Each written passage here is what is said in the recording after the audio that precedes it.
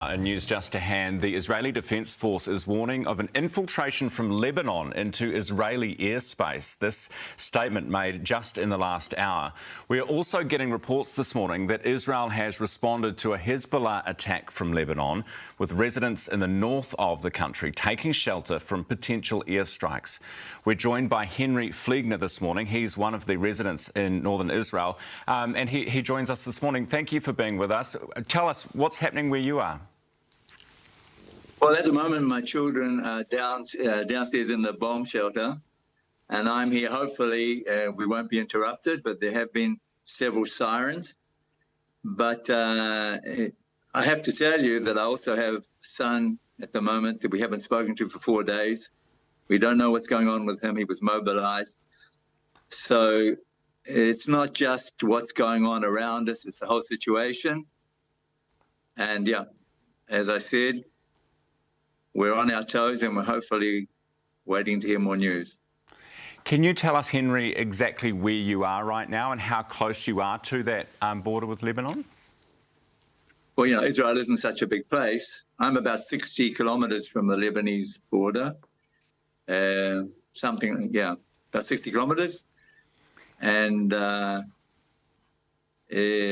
previously, we have had rockets that have landed here in the past, but at the moment we're still waiting to see what develops.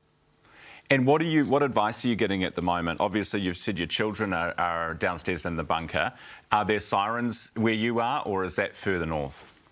Oh, not my children, my grandchildren. Oh, sorry. As I said, one of my sons has been mobilized, and one of my daughters lives on the border with Gaza near Ashkelon, and so their children are all here with us at the moment. And we're trying to keep them calm. And they're, of course, very worried about what's going on. In our area, it's a question of wait and see at the moment. We're not right on the border, but if things do escalate, then distance 60 kilometres is nothing for a Hezbollah rocket.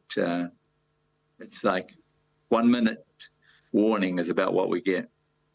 Do you know, are you in contact with your son at all, or are you having to get information No, sort of I haven't heard from him since he was mobilized. It was on Saturday morning they took him from the synagogue. He's in a combat unit, so we don't have contact with him. Hopefully he's okay.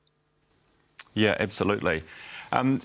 We're obviously a world away here. You're a Kiwi yourself, so you know how far away we are. Can you give us a sense of what it's like there, what people are feeling? Well, I was actually up until yesterday morning in Australia at a family wedding, and when this broke out and when the news started coming through, I got on the first plane I could to come back to be with my family. And the situation is grim, very grim. The stories that we hear. I'm a Holocaust survivor, not me personally, but my parents were.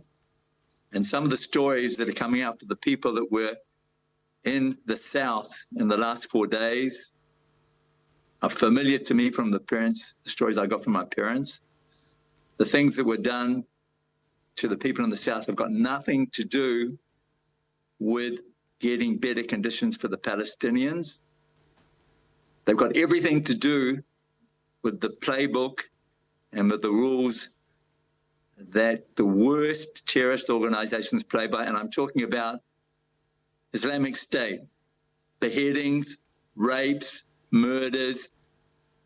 How that fits into getting a better deal for the Palestinians, hard for me to work out. And believe me, every election I look for the people that we can try and bring peace to Israel on our side. That's all I care about. That's what I want. But we have to survive. And we have to survive by protecting ourselves against the sorts of things that happened in the last 4 days. And so we're all pretty shocked. My daughter has just come back from the funeral. I landed yesterday, went straight to a funeral of a neighbor's son who was killed trying to defend people in the kibbutzim that were attacked.